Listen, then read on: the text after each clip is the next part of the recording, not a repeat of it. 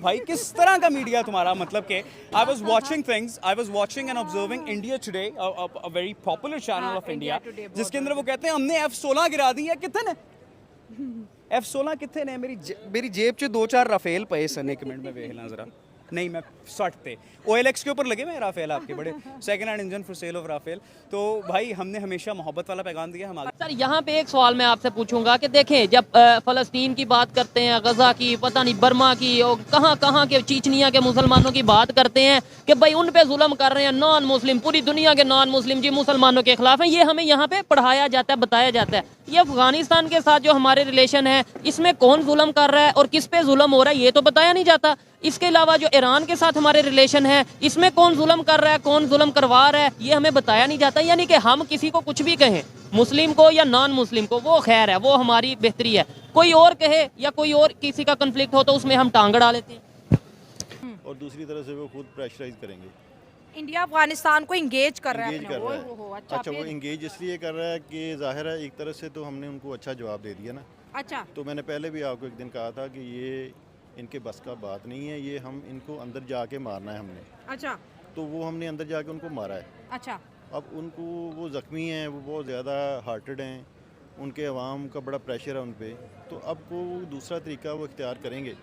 तो उन्होंने ये सॉफ्ट कॉर्नर लिया है कि ज़ाहिर है हमने अभी अभी ये सारा काम किया था, तो जो अफ़गानी गैर कानूनी तौर पे हमारे मुकीम थे, तो उनको हमने ज़ाहिर है मुल्क बदर किया है, वो दहशतगर्दी में बहुत सारी चीज़ों में मुलव्वस हैं। क्योंकि भाई हमें इंडिया से कंपैरिजन करना ही नहीं चाहिए, ना हमारा कंपैरिजन बनता है। हाँ, सीखना चाहिए, ना सिर्फ इंडिया को देख के कोई भी दुनिया का कंपटीशन में आना चाहिए। हाँ, टेक्नोलॉजी में आए, हेल्दी कंपटीशन, बेशुमार हर फील्ड में है, मना किया किसी ने? ठीक हो गया, और उन्हें भी इससे कोई इशू नहीं होगा। आप इधर ओपनली यहाँ पे कहते हैं कि भाई मैं ये चाहता हूँ कि इंडिया के साथ जंग की जाए, लेकिन एजुकेशन में, हेल्थ में, इन चीजों में, तो क्या वो लोग गुस्सा करेंगे?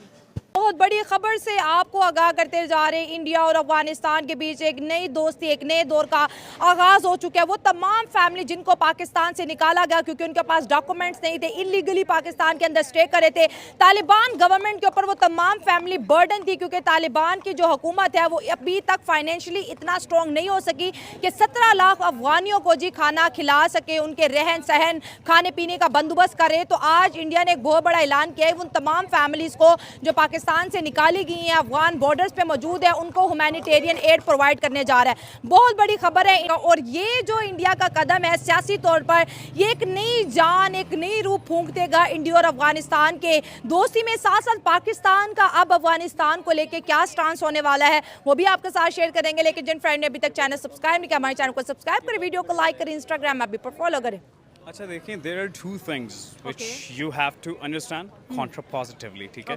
The very first thing is कि as far as Afghanistan is been concerned, हमने कभी भी ये बात नहीं कही कि अफगानिस्तान हमारा दुश्मन है। ठीक हो गया सर, नहीं कहा, कभी नहीं कहा। You guys are our friends. I have been to Afghanistan, ठीक है? For a tour of mine, and the people were absolutely amazing. The courtesy and the hospitality of the people is great out there. But the thing is कि देखें, ਉਹ ਪੰਜਾਬੀ ਚ ਕਹਿੰਦੇ ਨੇ ਕਿ ਗੰਦੇ ਆਂਡੇ ਹਰ ਜਗ੍ਹਾ ਤੇ ਹੁੰਦੇ ਨੇ, ठीक है? तो 5 उंगलियां एक बराबर नहीं होंदियां यार। अब अफगानिस्तान के अंदर दैट इज़ फॉर श्योर कि बहुत सारे लोग ऐसे हैं जो कि शरपसंद हैं, and same goes for Pakistan as well.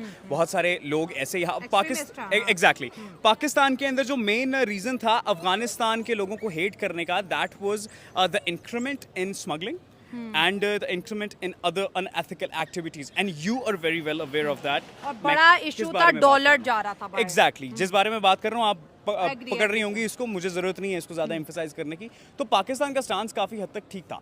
अब इंडिया जो हरकत कर रहा है वो आंदे ने ना, खाला ने चंड मारी ते फुप्पी जाके मनान लगे बच्चे नू, ए वो वाला काम है, ठीक है ना? वो खाला ने थप्पड़ मारा है तो फुप्पी मना रही है जाके, फुप्पी थप्पड़ मारेगी तो खाला मना लेगी।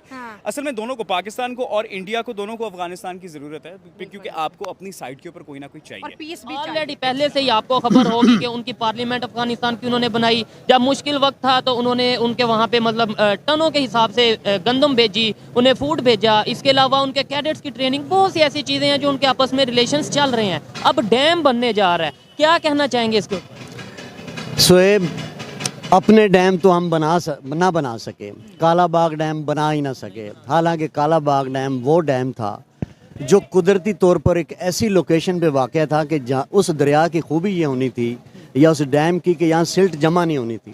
तरबेला और मंगला में हर साल ये सिल्ट जमा हो जाती है और इनको अरबों रुपए लगा के इसको क्लियर करना पड़ता है। वो काला बाग डैम जो पाकिस्तान के लिए तरक्की और खुशहाली का ज़ामन था, प्रोजेक्ट शुरू करने के बावजूद 10 साल बाद 1984 में ज़िया उल हक साहब ने बंद कर दिया।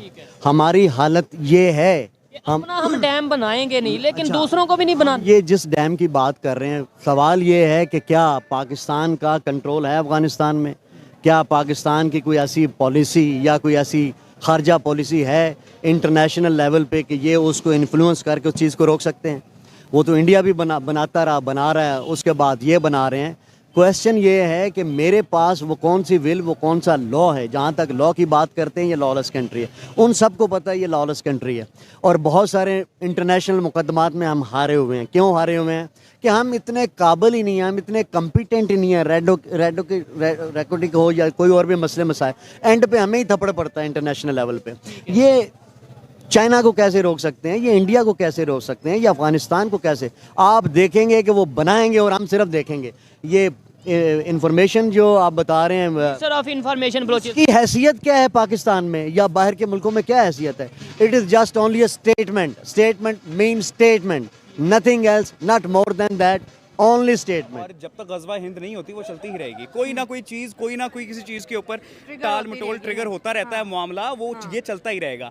आपने मुआहदा तोड़ दिया, ठीक है, उसके बाद आपने अब सीज़ फायर हो गया। मैं देखता हूँ इंडिया कितना फॉलो करता है इस सीज़ फायर को। तारीख गवाह है, इंडिया ने कभी भी कोई मुआहदा ठीक तरह से फॉलो नहीं किया। वो कह रहे हैं पाकिस्तान ने नहीं किया। सर यार शर्म करो, हम बहनों ही हैं यार तुम्हारे, तुमने इतनी बेटियां दी हुई हैं हमें, ठीक है। अब तो खैर बहुत सारी तलाकें भी हो गई। शर्म करो यार, अब्बा को इस तरह से नहीं कहते। हमने कौन सा मुआहदा तोड़ा इनके साथ? वो कहते हैं लाहौर एग्रीमेंट तोड़ा जब अटल बिहारी वाजपेयी जी आए थे, आपने कारगिल कर दी।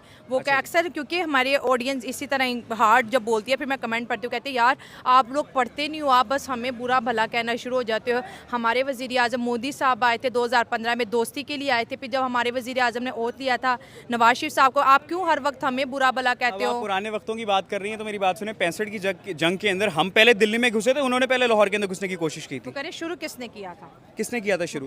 Kashmir was the main dispute. हाँ, हमेशा से हम कहते चले आए हैं, आप कश्मीर के लोगों की विल के ऊपर फैसला करें कि what do Kashmiris want, and Kashmiris are in favour of Pakistan. That is the freaking reality from the past 77 years. They are not accepting it. वो कहते हैं ना, आप चीज को मानने से डरते हो, ठीक है। कश्मीरी लोग हमेशा से पाकिस्तान के फेवर में थे। अच्छा यार चलो आप न्यूट्रल हो जाओ, आप पाकिस्तान को भी फेवर मत करो, आप इंडिया को भी मत करो, एक अलग से रियासत बना दी जाए कश्मीर की। इंडिया को असल में मसला ये है, इंडियंस जितने भी, Indian people are not bad, ठीक है। I have many friends in India, you guys are not bad, I love you, but as far as your leaders are being concerned, they are rubbish. Modi की example ले लें, मोदी का गूदी media चल रहा है भाई। अब आप देखें कि चारों सूबों के अंदर कन्फ्रंट्रेशन हो गई है, चारों सूबों में कन्फ्रंट्रेशन हो गई है। बलूचिस्तान वाले अलहदा पीट रहे हैं, सरहद वाले, खैबर पख्तूनख्वा अलहदा, सिंध वाले अलहदा और पंजाब वाले अलहदा। कितनी नफरत क्रिएट कर दी है यार। तो फिर नफरत का रिजल्ट क्या होगा? 54 में मुजीबर रहमान ने कहा ना, शेख मुजीबर रहमान के इलेक्शन हुए तो हमें दो, नहीं दिए। 69 में कहा हमें दो, नहीं दिए। 70 में यहिया से कहा दो, हमारी अक्सरियत है, इलेक्शन के बाद दो, नहीं दिए। तो फिर रिजल्ट क्या था? ठीक है, अब यहाँ से मैं आगे लिंक जोड़ूंगा कि जब 71 की अगर बात करें, तब बांग्लादेश हमारे से लग हुआ। इल्ज़ाम सबसे पहले हमने लगाया, इंडिया की साजिश हो गई। अभी इस टाइम जो बलूचिस्तान की कंडीशन है, बलूचिस्तान वाले लोग चीख रहे हैं कि भाई हमें हमारे राइट्स दिए जाएं। जो हमारे वहाँ से मादनियात निकाले जा रहे हैं, गैस हो, कोयला हो, या इस तरीके से जितने भी वहाँ से मादनियात निकाले जा रहे हैं, उनका उन्हें राइट दो, अभी नहीं दिया जा रहा। अल्लाह ना करे कल को यही सिचुएशन अपना बांग्लादेश वाली सिचुएशन बलूचिस्तान में बनती है, सबसे पहले हम फिर ये कह देंगे ये देखो जी फिर इंडिया ने साजिश कर दी, रॉ ने साजिश कर दी। भाई आपको पता है आज से कुछ साल पहले खैबर पख्तूनख्वा में भी नारा लग गया था, बलूचिस्तान में भी आज़ादी का, बलूचिस्तान में तो अभी भी लग गया। वो भी लग गया। कहने का मकसद ये है कि जब आप उनके बंदे उठा के मिसिंग के लिस्ट में डाल देंगे तो उनको क्या मैसेज जाएगा? मैसेज जब आपके किसी पर्सनल मैटर पे, ज़ाती मैटर पे और आपके ब्लड रिलेशन पे चोट पड़ती है ना, तो उसका रिजल्ट नफरत है। और नफरत किनके साथ है? जो उठा रहे हैं।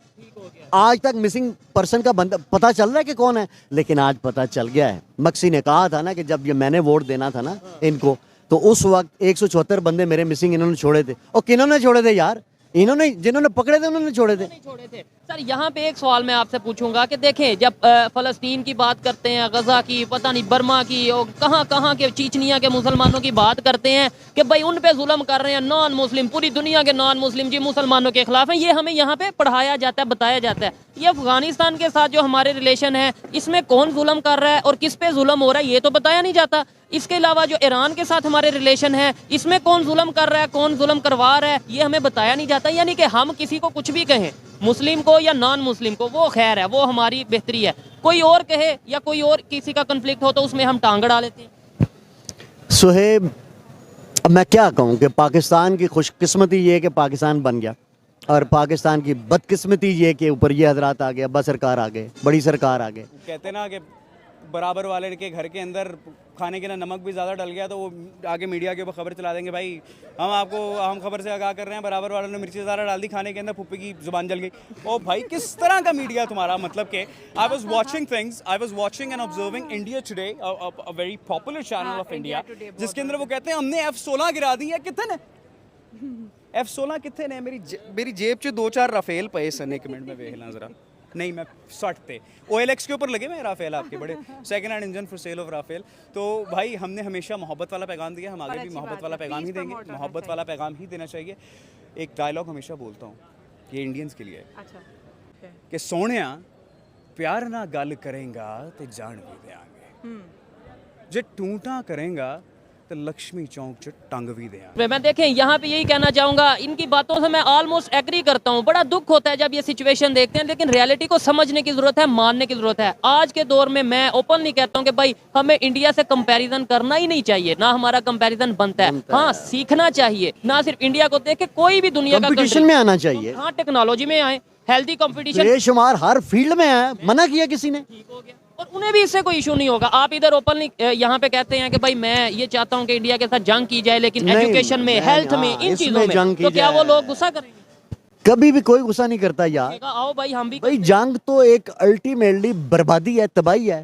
तो हेल्दी कंपटीशन होना। आप जहालत की बुनियाद पे लोगों का माइंड तैयार करके लड़ना चाहते हैं। पता है जंग के क्या असरात होते हैं, कितनी तबाही और बर्बादी होती है। और ठीक है आपने सोए, मैं आपकी बात से एग्री हूँ यार, कंपटीशन करना ये फील्ड है, करो कुछ करके दिखाओ। टेक्नोलॉजी में करो, वो अपना चांद पे पहुंचे, हमें चाहिए था, हम वहां तब चाहिए था ना प्राइम मिनिस्टर साहब स्टेटमेंट देते कि भाई हमें चाहे घास खाना पड़े हम भी चांद पे जाएंगे। मतलब मजा तो तब था। कश्मीर पे जाके हम फौरन कह देते हैं 300 जंगें होंगी और वो भी स्टेटमेंट और ये चीजें। वो काकड़ साहब देखें, बात ये है कि छोटे आदमी को बड़ा ओहदा मिल जाए ना, छोटे आदमी को बड़ा ओहदा मिल जाए तो फिर वो इसी तरह के बयानात देता है काकड़। और दूसरी तरह से वो खुद प्रेशराइज करेंगे। इंडिया अफगानिस्तान को इंगेज कर रहा है इंगेज अपने, कर रहा है। वो अच्छा, वो इंगेज इसलिए कर रहा है कि जाहिर है एक तरह से तो हमने उनको अच्छा जवाब दे दिया ना। अच्छा, तो मैंने पहले भी आपको एक दिन कहा था कि ये इनके बस का बात नहीं है, ये हम इनको अंदर जाके मारना है हमने। अच्छा, तो वो हमने अंदर जाके उनको मारा है। अच्छा, अब उनको, वो ज़ख्मी हैं, वो बहुत ज़्यादा हार्टेड हैं, उनके अवाम का बड़ा प्रेशर है उन पर। तो अब वो दूसरा तरीका वो इख्तियार करेंगे। तो उन्होंने ये सॉफ्ट कॉर्नर लिया है कि ज़ाहिर है हमने अभी अभी ये सारा काम किया था। तो जो अफ़गानी गैर कानूनी तौर पे हमारे मुकीम थे, तो उनको हमने ज़ाहिर है मुल्क बदर किया, वो दहशतगर्दी में बहुत सारी चीज़ों में मुलव्वस हैं।